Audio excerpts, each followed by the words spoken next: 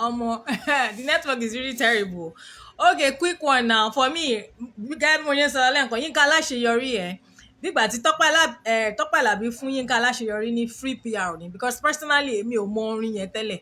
Orin onídùúró èmi ò mọ̀ as orin Yínká Aláṣeyọrí. Mi ò lè sọ pé mi ò mọ Yínká Aláṣeyọrí, but mo máa ń rí Yínká Aláṣeyọrí lórí Facebook nígbà yẹn.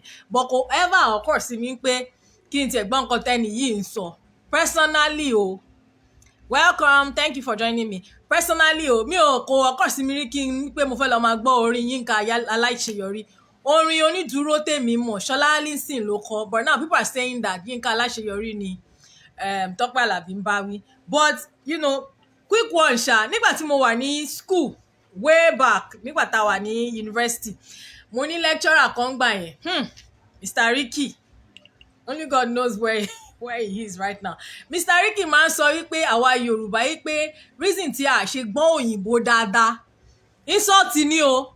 Mr. Ricky Edoman ó ní reason tí a ṣe gbọ́ òyìnbó dáadáa ni wípé a máa interpret Yorùbá directly, a máa translate Yorùbá directly sí English. Tìtorí ẹ̀ wípé tá bá ti wá fẹ́ kọ́ a máa wá kọ́ bẹ̀ pé tìtorí ẹ̀ ni a ṣe ń gbọ́ òyìnbó dáadáa. Point tí mo jà láti make it. So basically èmi ń rò wípé ọ̀rọ̀ tí Tọ́pẹ́ Àlàbí sọ yẹn, I think it was out of ignorance. I don't want to look at the jealousy aspect of it. I want to look at it from, okay, kíyàn bá sọ̀rọ̀ out of ignorance. Okay, so but mo ṣì máa sọ bẹ́ẹ̀ yẹn. Ṣé o pé tíyàn bá sọ pé onídùúró, according to the way bí Tọ́pẹ́ Àlàbí ṣe interpret nínú fídíò yẹn, she's trying to say that onídùúró dàbí stand by, àbí alternative, àbí like an option. Because the first statement she made, she was like, God is more than, ó ní pé Ọlọ́run ju onídùúró lọ now. You understand? I'm not sure that she meant it in a bad way. Ọmọ kí tí ò yé nǹkan ò bá yéèyàn, èèyàn sọ Yorùbá, ó wá try láti translate yẹ sí English instead of interpret ẹ̀. Tó bá interpret ẹ̀ ni wàá ní better knowledge of nǹkan tẹ́ni yẹn ń try láti sọ. Èèyàn tó bá interpret ẹ̀, o lè interpret ẹ̀ as guarantor. God is our guarantor. O lè interpret ẹ̀ as advocate. Kò ṣe pé béèyàn ṣe sọ̀rọ̀ directly ló ṣe máa wá translate ẹ̀, because tó bá ṣe bẹ́ẹ̀ yẹn interpretation ni orin náà. Ọ̀rọ̀ gan interpretation ni. O lè gbọ́ nǹkan téèyàn sọ bọ̀ o need láti interpret ẹ̀. O lè translate ẹ̀ directly sí English báyẹn. Do you understand? Mi ò kàn ṣe pé àbọ̀ ìwé. For instance now, tí bá fẹ́ kọ topic ńgbà mi sórí bíbá, mo máa fẹ́ kọ ní Yorùbá. Nígbà mi reason tí mo ṣe kí n kọ ní Yorùbá ni wípé translation tí Google máa ń fún mi, because you can translate it directly to English. Translation tí English tí Google máa ń fún mi ńgbà mi, mo máa wò pé kí leléyìí. Ẹni tó bá wo translation yẹn mọ́ Yorùbá tí yàn kọ, wàá mọ̀ pé kò make sense. So I believe that that's what she tried to do. Looking at onídùúró as alternative, àbí as option, as standby. And definitely nobody wants God. I mean, a máa sọ pé àwọn religious people máa ní pé ká má fi Ọlọ́run sí bí position option wa. Àbí ṣé wọn kì í sọ ni? Instead of kàn wò ó bí pé onídùúró, ó mean ni advocate, ó mean ni mediator, right? Ó mean ni what else? Some people can even say that onídùúró is like rock àwọn. But it depends on how you choose to interpret it. But èmi ò fẹ́ wò from that jealousy aspect, which brings me to the most important thing tí mo fẹ́ sọ. Ẹ mọ̀ pé mo sọ pé mo fẹ́ sọ̀rọ̀ jealousy. Which is the fact that àwọn èèyàn a máa ń wo àwọn gospel musicians yìí, a máa ń wò wọ́n bíi pé Ọlọ́run pè wọ́n. That's not true. Most of them talent ni wọ́n ní. So èèyàn ní talent, ó lè máa kọ orin tó wà meaningful, tó wà uplifting, but kò actually mean wípé ẹni yẹn Ọlọ́run pè. Àwọn máa ń try, is erroneous on our part. Àwọn náà dẹ̀ máa ń try láti claim bí pé Ọlọ́run actually pè àwọn ni. It's the same way àwọn pastors ṣe máa ń deceive wa ní Nàìjíríà.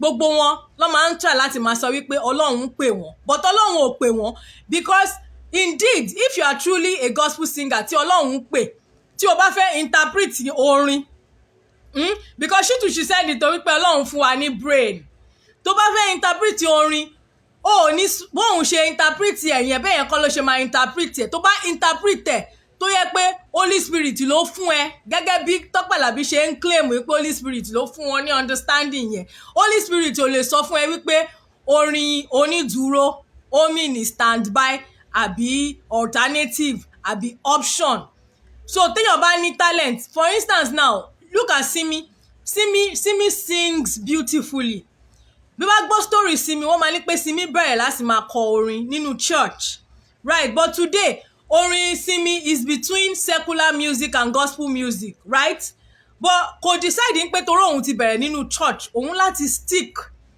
to orin church yẹn so that káráyé lè rò pé o born again and that's the problem we have in Nigeria that hypocrisy some people have that talent honestly tí Tọ́pẹ́ Àlàbí bá kọ orin apart from orin Ọlọ́run with the kind of voice unique voice that she has ó máa tà náà àìmọye àwọn tí wọn kọ gospel music kò dẹ̀ ń ṣe ń pé ayé wọn náà bàjẹ́ kò ń ṣe ń pé ọdẹ́ṣẹ̀ ju àwa normal people náà lọ but some people just believe that káwọn fi ọ̀rọ̀ kan kí Ọlọ́run bọ̀ yẹn ẹ̀tàn ní gbogbo ẹ̀ the way I see it ẹ̀tàn ní and so Nigerians right now are angry pé a whole gospel musician báwo ló ṣe máa jáde láti máa sọ̀rọ̀ in the first instance tó bá pè yín tí ìdí pé kẹwàá kọrin níbì kan wáyé tẹ ṣe máa preach ń bẹ̀ ibẹ̀ ló ti máa sọ̀sọ́kúsọ because Ọlọ́run ò fún yín yes Ọlọ́run ò pé kó wá máa preach mo máa ń wonder táwọn èèyàn bá fẹ́ ṣe worship ní church náà wọ́n máa ń ṣe gbogbo kinní yẹn mo mọ̀ pé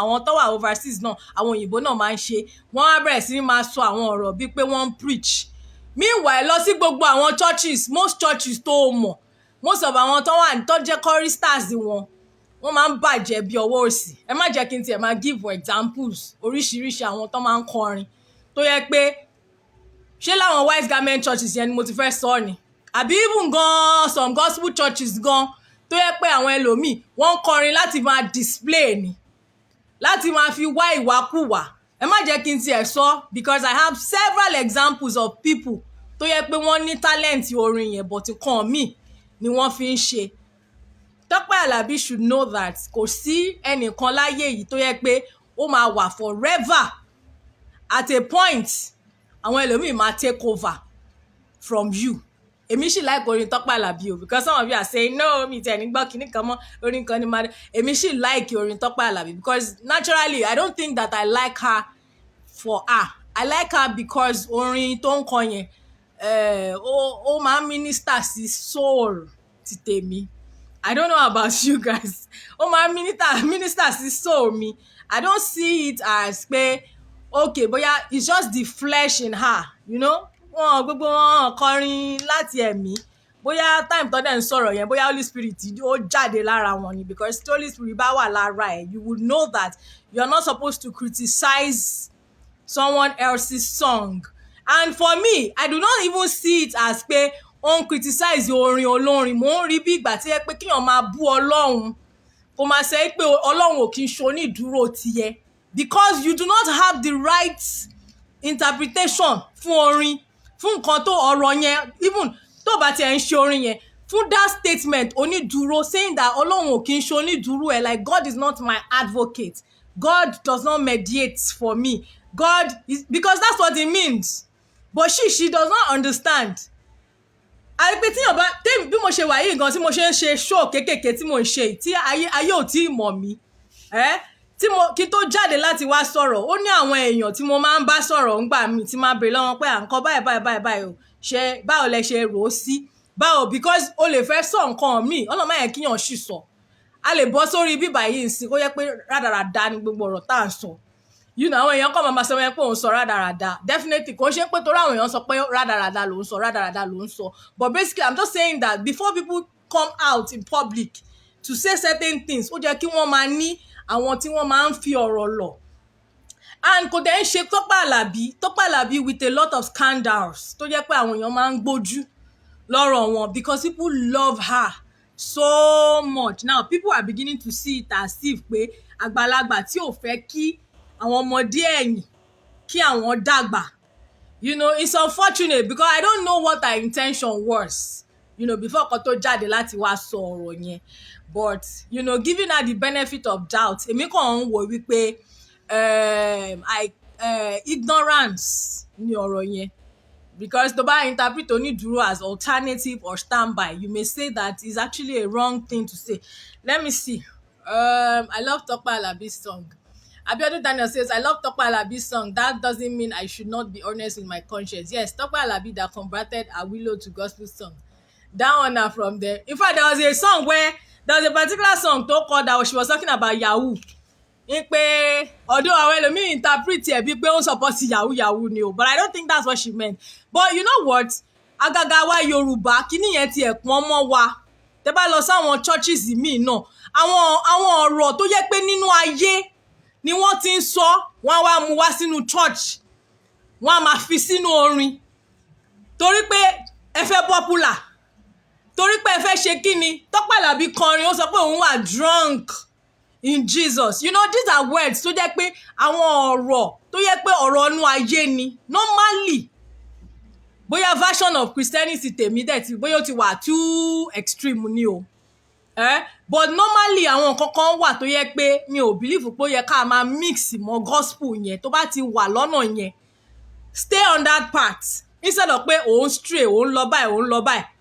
And these people, remember that apart from pé bóyá wọ́n máa ń claim Holy Spirit ń pè wọ́n, tí àwọn gan bá fẹ́ jáde lọ minister, ṣebí anybody tó bá lè sanwó wọn ni. Bó ṣe wà yẹn wọn mọ̀ pé èèyàn kan fake pastor ni, torí ìwọ tó bá sọ pé Ọlọ́run pè ẹ́, kò ń ṣe gbogbo ibi tí wọ́n bá ti pè ẹ́ pé kó wá máa minister gan ló yẹ kó máa lọ.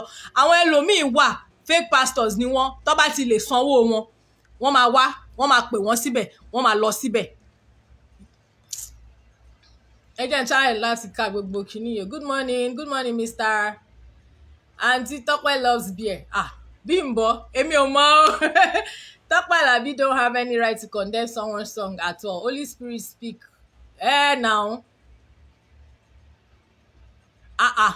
Hey, look at them. Wọ́n náà wọ́n like Tope Alabi at all. But she dey bully that innocent girl. Oh my God, for that statement, she must pay for it. Emmanuel, how do you want her to pay? Happy to join your program. Thank you, Mr. Dada. Thank you. Ọtí Jésù ń pa mí. That song, Ọtí Jésù ń pa mí. Tẹ́lòmíì bá máa interpret orin Ọtí Jésù ń pa mí yẹn. Jẹ́ n wò ó. There's even one. There's another one I saw on. Oh my God. There's another one gan Ọtí Jésù ń pa mí. Ṣé yẹn ṣe bákan? Mo rí kan náà tó yẹ ti ń jó ijó àrà kan. Lẹ́ǹkan yẹn. People can only interpret nǹkan tí yàn ń sọ in different ways. You cannot just open your mouth in public. Ẹ wá bẹ̀rẹ̀ sí ni máa sọ̀rọ̀, especially ẹ̀yin tẹ́ bá ti fi ra yín sí position òjíṣẹ́ Ọlọ́run. Àwọn èèyàn máa interpret ẹ̀ bákan ni. And this is what I want you guys to just, you guys, gbogbo yín náà, gbogbo wa náà la mọ̀. Most of these people tó máa ń pera wọn ní òjíṣẹ́ Ọlọ́run yẹn, they are not really òjíṣẹ́ Ọlọ́run. Okay, orin Yahoo yẹn lélẹ̀.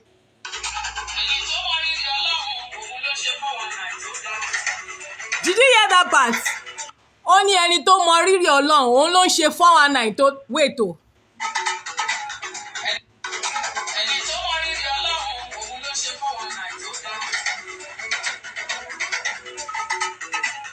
Ẹni tó mọ Ọlọ́run, àwọn gbogbo ní 419 tó dá. Sori, tó bá fẹ́ ṣe Yahoo tó dá, ṣáma yìí lọ́hùn lóko, kó ṣe Yahoo yìí bẹ́ẹ̀ lórí àmàlẹ́.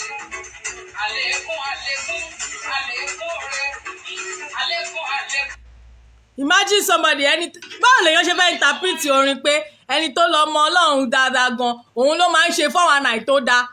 Tó bá fẹ́ ṣe Yahoo tó ṣe kinní kan, mo mọ̀ pé ó ń try láti ṣe àpèjúwe ọ̀rọ̀ ni, but the thing is that there are certain words that you shouldn't bring into the gospel. These people need to stop. Àwọn church mi wà wọ́n máa ń play orin Wàsíù ń bẹ̀. I don't know, there are some, because ordinarily this particular song èmi ò ń gbọ́. Orin Tope Alabi tèmi máa ń gbọ́ àwọn orin tó bá ní jẹ́ ìjìnlẹ̀ Yorùbá ni. I cannot be listening to orin pé ẹni kinní kan tó ṣe kinní kan ní Yahoo. Kí ni correlation between Yahoo 419 àti ọ̀rọ̀ Ọlọ́run tẹ́ ẹ ṣe fi ṣàpèjúwe? Mo mọ̀ pé wọ́n mean in a good way o.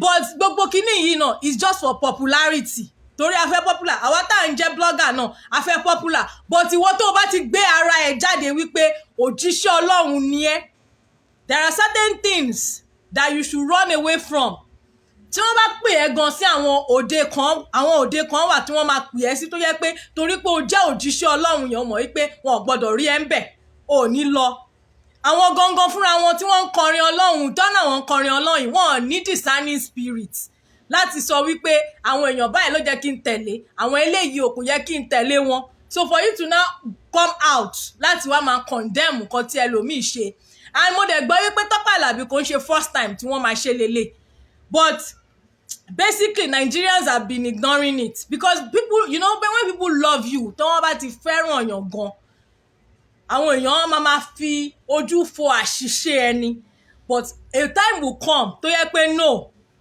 ṣọmọ èèyàn kan mò ń gbọ́ interpretation èèyàn kan ó ní pé àwọn kan wà ògo wọn star ni there is only one star tó kárí gbogbo ayé àwọn kan wà ògo wọn moon ni ó dẹ̀ mọ̀ pé moon pọ̀ rẹpẹtẹ tí moon bí moon ṣe wà yẹn kò lè borí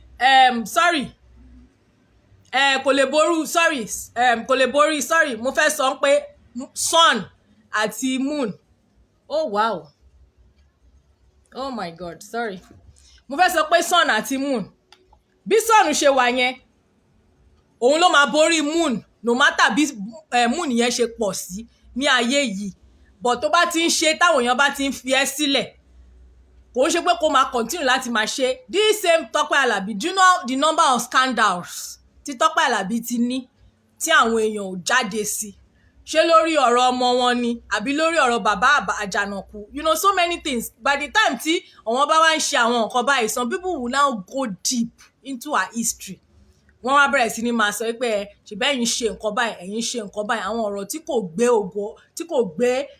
ògo Ọlọ́run ga you just stand there Tọ́pẹ́ Àlàbí did not condemn orin Aláṣeyọrí I feel like she condemned God by saying that Ọlọ́run kì í ṣe onídùúró mi you know pride they say goes before a fall.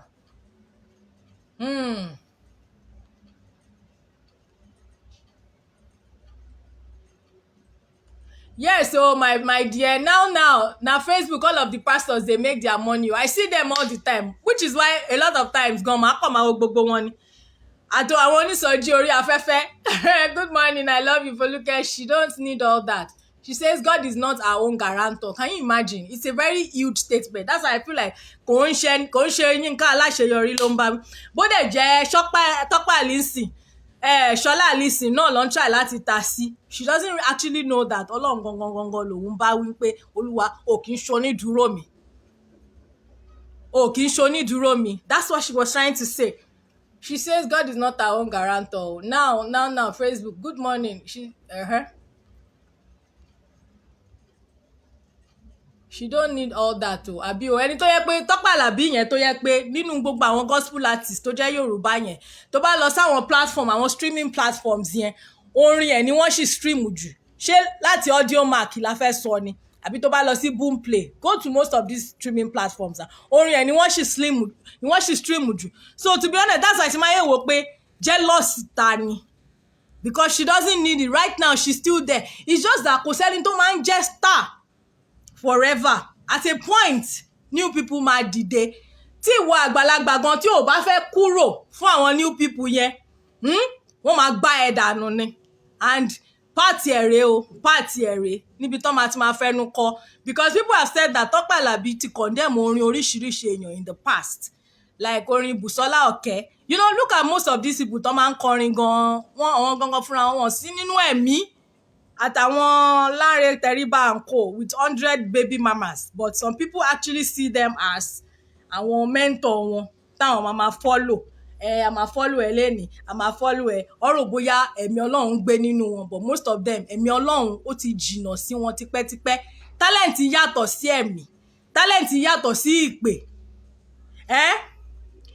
lánàá mo ṣì ń wo statistics kan tí mo rí lórí the cable entry tí wọ́n sọ wípé wọ́n ìgbà tí wọ́n measure ẹ̀mí ò mọ bó ṣe measure ẹ̀bọ̀ káwọn tó máa ń ṣe study wọ́n ní pé 95% of Nigerians ló máa ń pray daily nígbà tí wọ́n measure ẹ̀ China 5% péré ni yet Nigeria ò tí ì dá people will be there streaming music gospel music wọ́n rò bóyá wọ́n listening to àwọn èèyàn gidi wọ́n rò bóyá wọ́n preach ògo Ọlọ́run fún wọn ṣùgbọ́n àwọn gangan fúnra wọn ìwà wọn ò mọ́ sí anybody it is well o wọ́n ní ká má máa condemn but for me ṣá PR ni fún Yínká Aláṣeyọrí because me I did not even know her nísìnyí mo ti lọ download orin tí mo fẹ́ máa gbọ́. All right guys, see you later. I'm off.